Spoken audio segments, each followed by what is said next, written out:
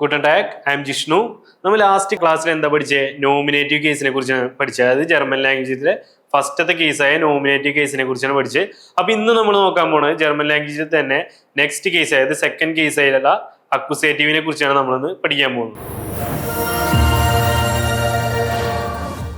അപ്പൊ നമുക്കിന്ന് accusative case എങ്ങനെയാണ് നോക്കാം.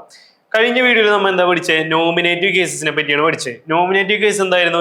ഒരു സെന്റൻസിൽ അല്ലെങ്കിൽ നമ്മൾ എഴുതുന്ന ഒരു സെന്റൻസിൽ എന്താണ് ഒരു പ്രവൃത്തി അല്ലെങ്കിൽ ഒരു ആക്ഷൻ ചെയ്യുന്ന ഒരു വ്യക്തി അല്ലെങ്കിൽ ചെയ്യുന്ന ഒരു വസ്തുവാണ് എന്ത് നമ്മുടെ നോമിനേറ്റീവ് സബ്ജക്റ്റ്. അപ്പൊ നമ്മൾ ഈ ഒരു സെന്റൻസ് ഒന്ന് നോക്കിയേ, ഇഷ് എസ് എ ഐനൻ ആപ്പിൾ, അതായത് I am eating an apple. ഈ ആ സെന്റൻസിൽ നമുക്ക് എസ് എൻ ആണ് നമുക്ക് ഇവിടെ എന്താണ് എസ് എൻ അല്ലെങ്കിൽ ടു ഈറ്റ്, ഇതാണ് നമുക്ക് ഇവിടെ എന്താ വെർബായിട്ട് വരുന്നത്. അപ്പൊ നമുക്ക് ഇവിടെ നോമിനേറ്റീവ് ഏതാ വരുന്നത്? ആരാണ് ഇവിടെ ഫുഡ് കഴിച്ചത്? അപ്പൊ ആരാണ് കഴിച്ചതെന്നുള്ള ചോദ്യത്തിന് ഉത്തരമാണ് ഇവിടെ ഇഷ്, അതായത് ഇതാണ് നമുക്ക് സബ്ജക്റ്റ് അല്ലെങ്കിൽ നോമിനേറ്റീവ് ആയിട്ട് വരുന്നത്. അതുപോലെ തന്നെ നമുക്ക് ഇനി അക്യൂസേറ്റീവ് എങ്ങനെയാണ് കിട്ടണമെന്ന് വെച്ച് കഴിഞ്ഞാൽ ഈ പ്രവൃത്തി ചെയ്യുന്നയാളാണ് നോമിനേറ്റീവ് അല്ലെങ്കിൽ സബ്ജക്റ്റ്. അതുപോലെ തന്നെ ആരെ അല്ലെങ്കിൽ എന്തിനെയാണ് ചെയ്യുന്നത്.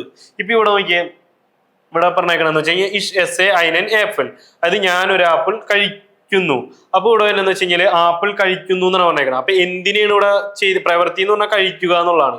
എന്തിനാണ് ഇവിടെ കഴിച്ചേക്കണത്? ആപ്പിളിനെ. അപ്പൊ ഇവിടുത്തെ ഈ സെന്റൻസിലെ ഡയറക്റ്റ് ഒബ്ജക്റ്റ് എന്ന് പറഞ്ഞാൽ ആപ്പിൾ ആണ് ഡയറക്റ്റ് ഒബ്ജക്റ്റ്. അല്ലെന്നുണ്ടെങ്കിൽ അക്യൂസേറ്റീവ് കേസിൽ വരുന്നത് എന്താണെന്ന് വെച്ച് കഴിഞ്ഞാൽ നമ്മുടെ ആപ്പിൾ ആണ്. അപ്പൊ നമുക്കിപ്പോ മനസ്സിലായില്ലേ, ഇവിടെ ആപ്പിൾ ആണ് നമ്മുടെ അക്യൂസേറ്റീവ് ഒബ്ജക്റ്റ്. നമുക്കിപ്പോ എല്ലായിടത്തും നമ്മൾ പഠിക്കുമ്പോൾ എന്താണ് വെറുതെ ജസ്റ്റ് ഡയറക്റ്റ് ഒബ്ജക്റ്റ് ആണ് അക്യൂസേറ്റീവ് എന്ന് നമുക്ക് പറഞ്ഞു പോവുള്ളൂ. അപ്പൊ നമുക്ക് എന്താണ് ഈ ഡയറക്റ്റ് ഒബ്ജക്റ്റ് എന്താണെന്ന് നമുക്ക് മനസ്സിലാക്കാനാണ് ഈ വെർബിന്റെ അടുത്ത് ആരെ എന്തിനെ എന്ന് ചോദിച്ചാൽ കിട്ടുന്ന ആൻസർ ആണ് ഈ ആപ്പിൾ അല്ല എന്നുണ്ടെങ്കിൽ അക്യൂസേറ്റീവ് തന്നെ. ഇനി നമുക്ക് എന്താണ് നെക്സ്റ്റ് എക്സാമ്പിളിലേക്ക് നമുക്ക് പോവാം.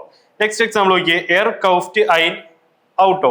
ഇവിടെ ആരാണ് പ്രവൃത്തി ചെയ്യുന്നത്? ഇവിടെ കൗഫനാണ് വെർബ്, അതായത് ടു പർച്ചേസ് അല്ലെങ്കിൽ ടു ബൈ എന്നുള്ളതാണ് വെർബ്. ഇവിടെ ആരാ പർച്ചേസ് ചെയ്യണ? കാർ എയർ, അതായത് ഹി, അവനാണ് ചെയ്യുന്നത്. അപ്പൊ അതാണ് ഇവിടുത്തെ നോമിനേറ്റീവ് സബ്ജക്റ്റ്. അതുപോലെ തന്നെ എന്തിനെയാണ് ഇവൻ പർച്ചേസ് ചെയ്യുന്നത്? എന്തിനെയാണ് ഇവൻ വാങ്ങിക്കുന്നത്? കാർ, അതായത് ഒരു കാർ അല്ല അവൻ വാങ്ങിക്കുന്നത്. അപ്പൊ ഇതാണ് ഇവിടുത്തെ അക്യൂസേറ്റീവ് ഒബ്ജക്റ്റ് അല്ലെന്നുണ്ടെങ്കിൽ ഡയറക്റ്റ് ഒബ്ജക്റ്റ്. ഇതുപോലെ തന്നെ നിങ്ങൾക്ക് ഏതൊരു സെന്റൻസിലെയും അക്യൂസേറ്റീവ് കണ്ടുപിടിക്കാനായിട്ട് ഇതേപോലെ വെർബിന്റെ അടുത്ത് ആരെ അല്ലെങ്കിൽ എന്തിനെന്ന് ചോദിച്ചാൽ മതി. നെക്സ്റ്റ് നമ്മൾ അടുത്തൊരു എക്സാമ്പിൾ നോക്കാൻ പോകുന്നത്. ഈ എക്സാമ്പിൾ നിങ്ങൾ നോക്കി നോക്കിയേ, എല്ലാവർക്കും ആവശ്യം വരുന്ന ഒരു എക്സാമ്പിൾ ആണ്. ഇഷ്ലീബെ ഡിഹ്, അതായത് ഐ ലവ് യു.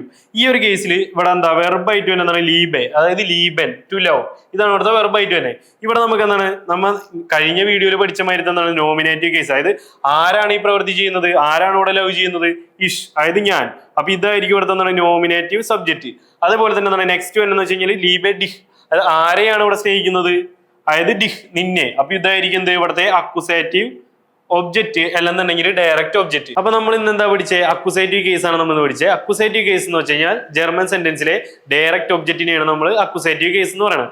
അത് നമുക്ക് സിമ്പിൾ ആയിട്ട് നമുക്ക് ഒരു അക്യൂസേറ്റീവ് ഒബ്ജക്റ്റ് എങ്ങനെ കണ്ടുപിടിക്കേണ്ടതെന്ന് വെച്ച് കഴിഞ്ഞാൽ നമ്മൾ ആ സെന്റൻസിലെ വെർബിനോട് ആരെ അല്ലെങ്കിൽ എന്തിനേയും നമ്മൾ തന്നെ ക്വസ്റ്റ്യൻ ആയിട്ട് ചോദിച്ചാൽ കിട്ടുന്ന ആൻസർ ആയിട്ടാണ് അക്യൂസേറ്റീവ് ഒബ്ജക്റ്റ് വരാം.